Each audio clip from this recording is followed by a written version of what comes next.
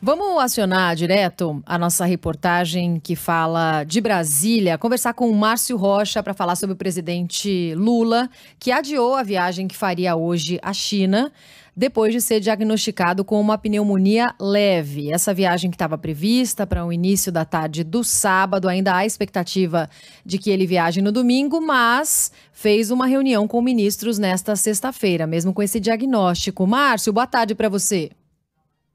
Oi, Roberto, boa tarde para você, boa tarde a todo mundo que nos acompanha. Essa reunião, né, que estava programada, inclusive, para ser realizada durante a manhã, ela foi transferida justamente por causa do quadro de saúde do presidente Luiz Inácio Lula da Silva.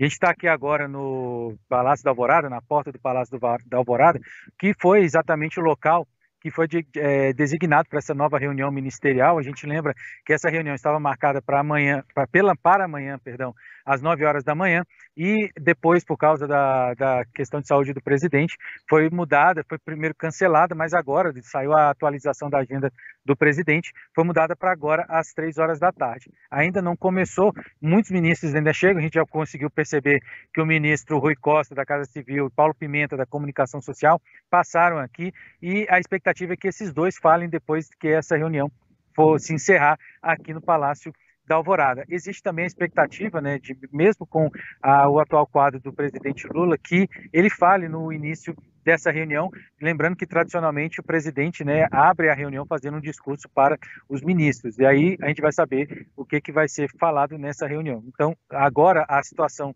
de Lula, que ele está melhorando desse quadro de pneumonia leve que ele teve diagnosticado nessa quinta-feira, né, depois de exames feitos no hospital aqui de Brasília, e agora a expectativa é para essas duas reuniões. Tem duas reuniões marcadas, né? Essa com os ministros, que está sendo realizada, deve ser realizada agora há pouco, né? Começa a qualquer instante, e também uma com o núcleo político, a coordenação política do governo federal. Essa do governo federal, né, da coordenação política, vai tratar principalmente das estratégias para superar a crise, envolvendo aí os presidentes da Câmara, Arthur Lira, e do Senado, Rodrigo Pacheco, naquela questão da tramitação das medidas provisórias dentro do Congresso Nacional. E como você já adiantou, né, a expectativa é que agora a viagem de Lula para a China, que seria realizada, começaria, né, ele sairia daqui amanhã, no sábado, e chegaria no domingo lá no país asiático, seja adiada para começar no domingo.